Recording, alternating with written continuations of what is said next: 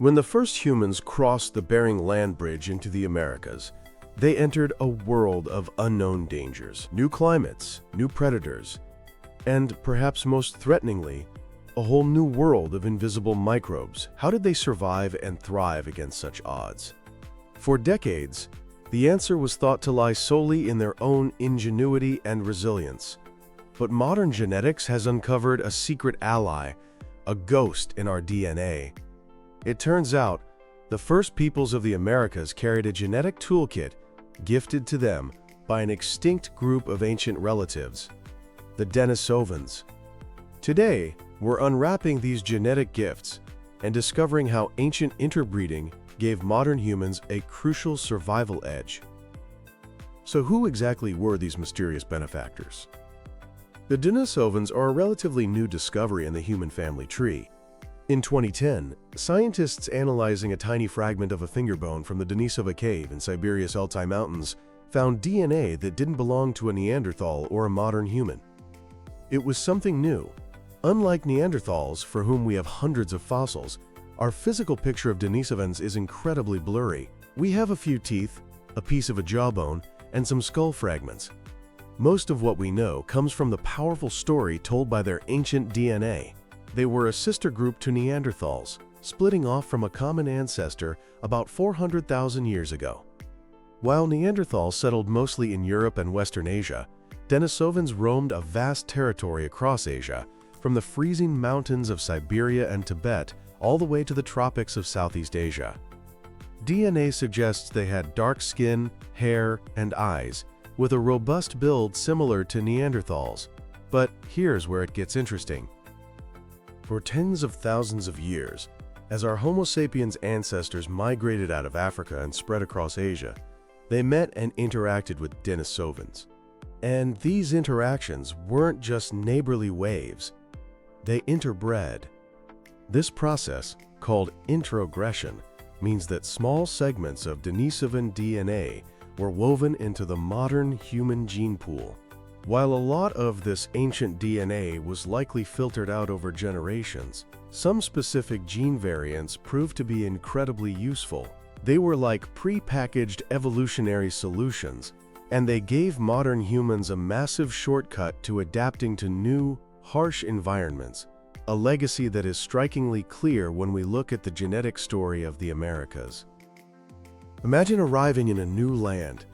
Every river you drink from, every animal you hunt, every insect that bites you could carry a pathogen your immune system has never seen before. This was the reality for the first Americans.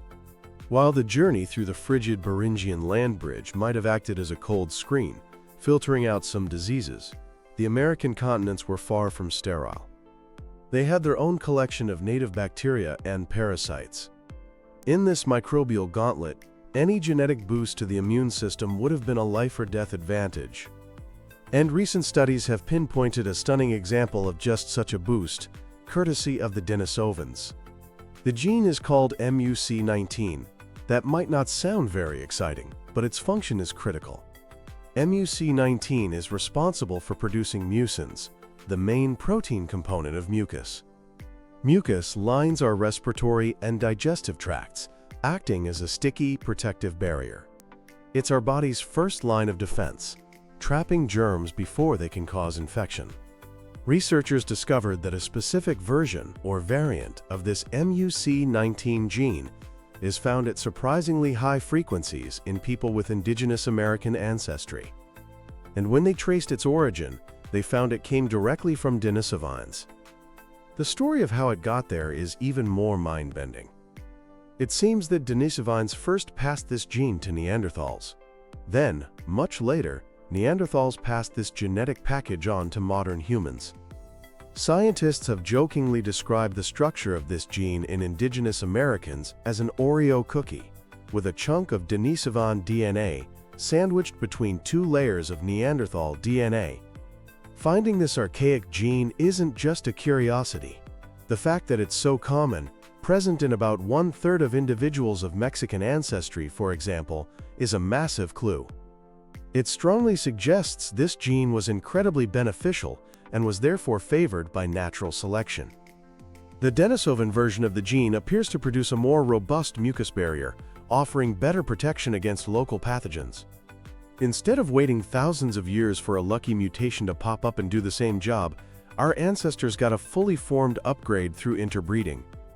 It's like getting an advanced piece of software installed instantly, and MUC19 probably isn't the only example. Other research, particularly in populations from Oceania, who have the highest percentage of Denisovan DNA, has found a whole suite of archaic genes related to the immune system.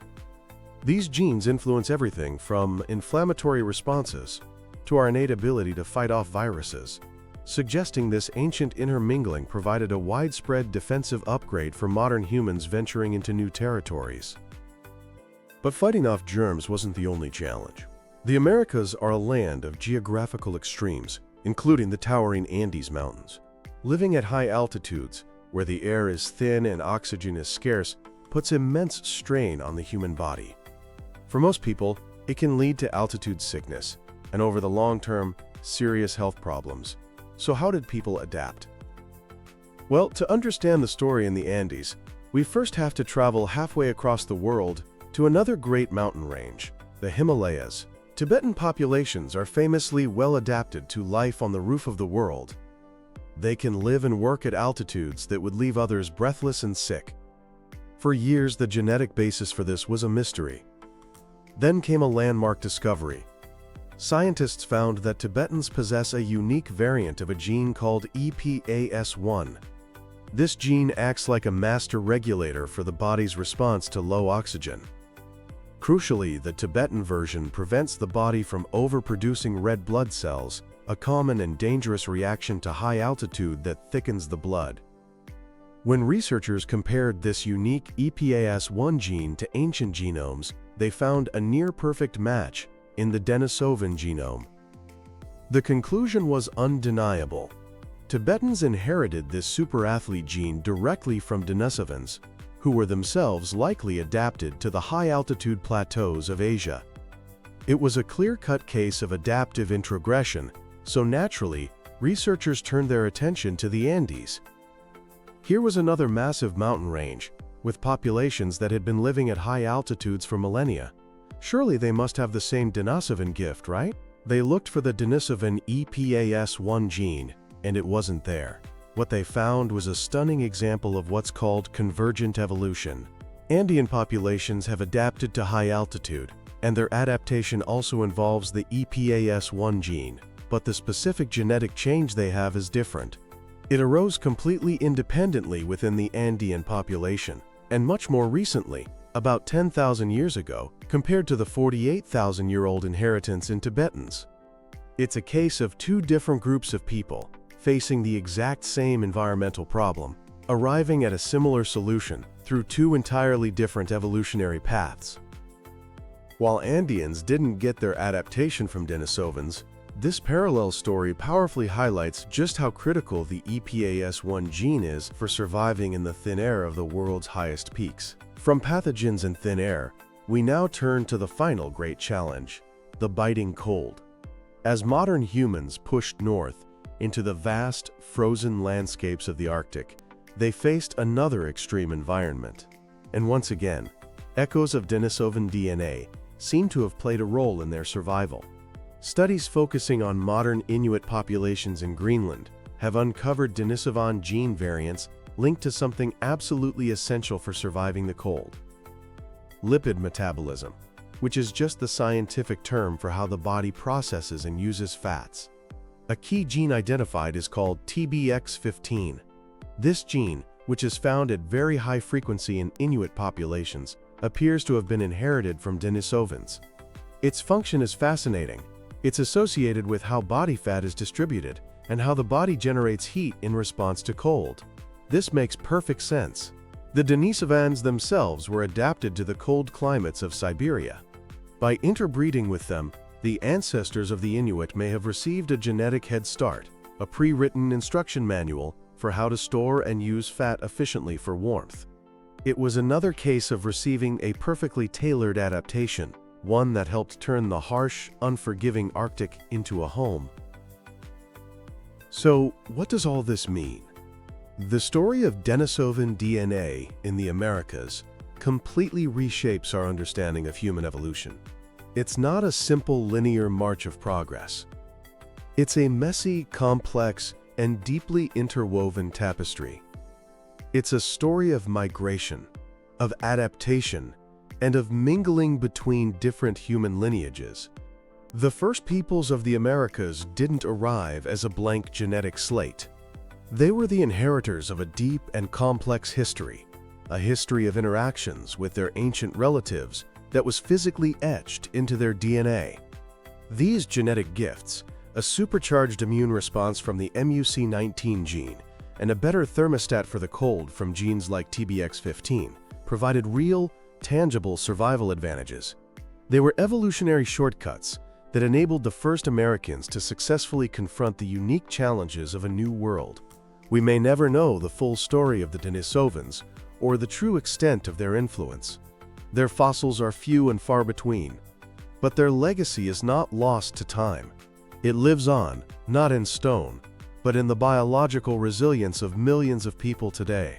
The echoes of these extinct humans, carried across continents and over tens of thousands of years, resonate within us, a silent, powerful testament to the profound interconnectedness of all humanity, past and present.